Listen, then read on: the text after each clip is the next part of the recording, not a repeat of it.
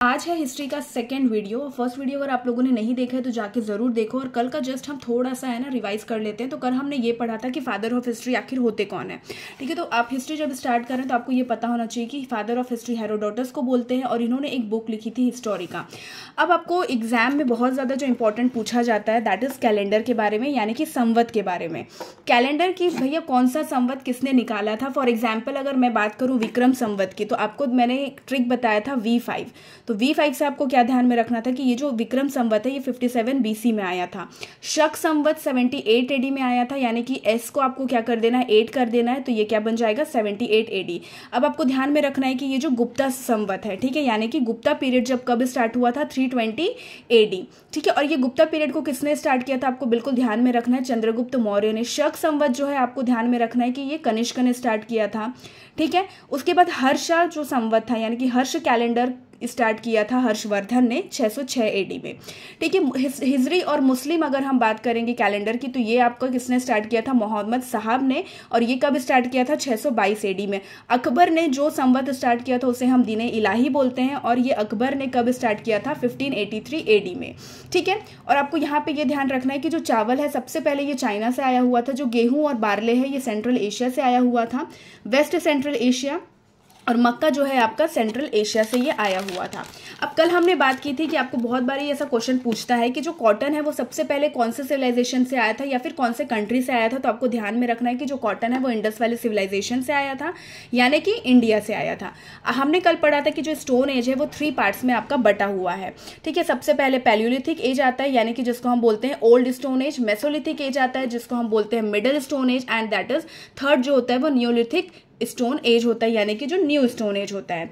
अब जो old stone age होता है यानी पैलियोलिथिक में क्या होता है कि बहुत सारे हंटर्स होते थे, यहाँ पे डिस्कवरी ऑफ फायर की गई थी। ठीक है, मेसोलिथिक यानी कि क्या होता है, मिडल स्टोन एज होता है, और यहाँ पे एनिमल हस्बेंड्री का इन्वेंशन हुआ था। अब आपको क्वेश्चन बहुत ज्यादा पूछता है कि भैया जो एनिमल हस्बेंड्री का जो साक्ष्य है वो प्रमाण जो है वो कहाँ से मिला हुआ है। तो आपको ध्यान में रखना है कि ये राजस्थान से बागोर भिलवाड़ा से मिला हुआ है। और एक जगह से हमें और एनिमल हस्बेंड्री के बारे में पता चलता है, तो वो है आदमगढ़ MP होशंगाबाद से पता चलता है। अब जब नियोलिथिक एज आ गया यानी कि न्यू स्टोन एज आ जाता है, तब हमें क्या हो जाता है, व्हील का डिस्कवरी होता है। अब वही व्हील का अगर डिस्कवरी हो जाएगा तो लोग कहाँ जाने लगेंगे, एग्रीकल्चर कर रहे हैं, यानी खेती भी उस टाइम पे डिस्कवर हो गई थी।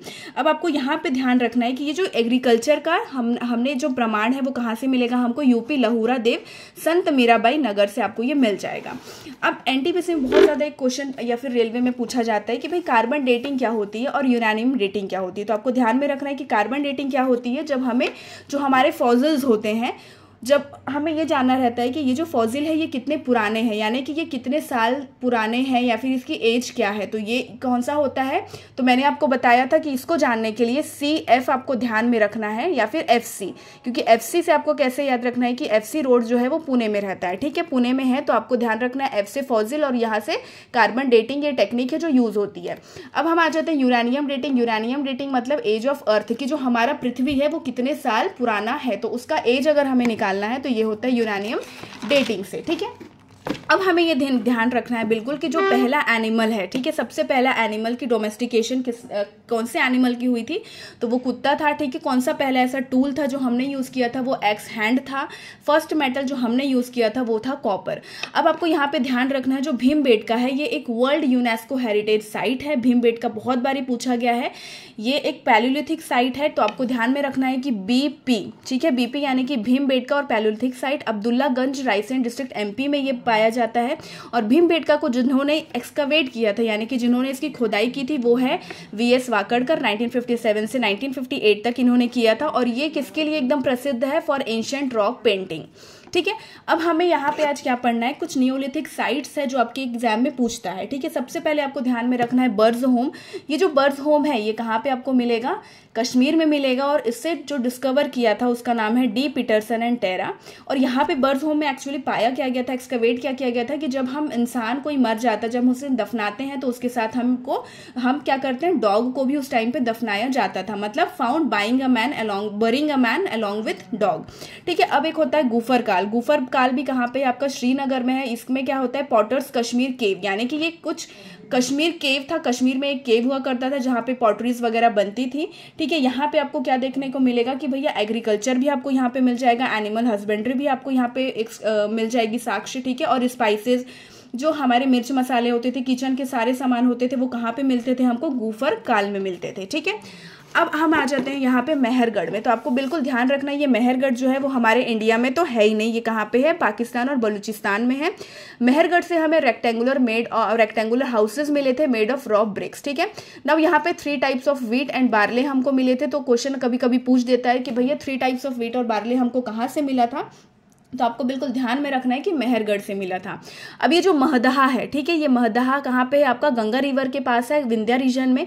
यहाँ पे सर्कुलर हर्ट्स मिले थे, पैडी मिला था, बार्ले मिला था, और यहाँ पे एनिमल हस्बेंड्री मिली थी।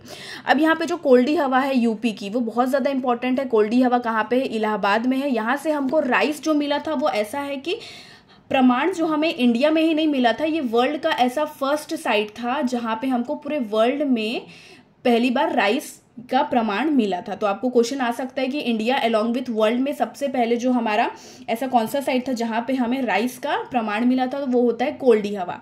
अब यहाँ पे एक आता है संगन कल्लू। ठीक है, संगन कल्लू जो है वो हमारा कर्नाटका में है, एक बेलारी डिस्ट्रिक्ट में। तो संगन कल्लू से क्या मिला था, हमें एशेज मिले थे। एशेज किसके, जो कैटल होते थे, टॉयज ऑफ कैटल प्लेन, यहाँ पे कैटल पेन्स भी मिले थे हमें, और यहाँ पे एशेज भी मिले थे।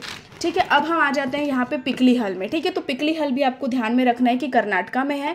यहाँ पे भी ऐश हिप्स मिले थे, रेसिडेंशियल साइट्स मिले थे। यहाँ पे जनरली कैटल हर्डर्स होते थे। ठीक है, ये लोग क्या क्या रेड करते थे, रेड बुल, गोट, काउज सब होते थे यहाँ पे, इन लोग मतलब चराते थे। ठीक है, अब हमारी एक जो साइट आती है वो है चोमानी मांडो। तो चोमानी मांडो भी इलाहाबाद में, इलाहाबाद के पास है। ठीक है, यहाँ पे क्या होता था कि बी हाइव, जो हमारे इसके छत्ते होते हैं मधुमक्खी के, ठीक है, उसके जैसे हर्ट्स मिलते थे। यहाँ पे आपको क्या ध्यान में रखना है, कॉर्ड इम्प्रेस्ड पॉटरी भी मिलती थी। तो सी से आपको ध्यान में रखना है कि भैया ये क्या है, चोमानी सी, और ये कॉर्ड इम्प्रेस पॉटरी, ये कहाँ पे आता था, इलाहाबाद में। अब देखो ये बहुत ज़्यादा इंपॉर्टेंट है जो मैं भी बता रही हूँ। चीरंड, जो चीरंड है वो कहाँ पे है, बिहार में। और बिहार में सबसे ज़्यादा साक्ष्य किसके मिले गए हैं, टूल्स मेड ऑफ बोन्स। ठीक है, टूल्स किसके, बोन्स के मिले गए हैं। ठीक है, अभी आपको ध्यान में रखना है इनाम गांव जो महाराष्ट्र में है, यहाँ पे गोलाकार मकान के मतलब गोलाकार मकान मिले हुए हैं, कच्ची मीट के बने मिले हुए हैं। ठीक है, दाइमाबाद तो आपको ध्यान में रखना है कि ये दाइमाबाद कहाँ पे, बहुत बारी पूछ देता है कि दाइमाबाद महाराष्ट्र में है, और बड़ी ये कौन से नदी के पास है, तो आपको ध्यान में रखना है ये परवरा नदी के पास है। और यहाँ से हमको कॉपर के क्या मिले थे, रथ मिले थे, हाथी, सांड और गेंडा, बहुत सारी चीज़ें यहाँ पे, मतलब ये जो 4 है ये मेन मिले थे। ठीक है, अब आपको ध्यान में रखना है कि ये जो दाइमाबाद है ये मोस्ट बिग हम कह सकते हैं कैल्कोलिथिक साइट है। ठीक है, कैल्कोलिथिक साइट है। ठीक है, तो ये क्वेश्चन बहुत बारी पूछता है कि सबसे बड़ी कैल्कोलिथिक साइट कौन सी है, तो आपको ध्यान में रखना है महाराष्ट्र में दाइमाबाद में है।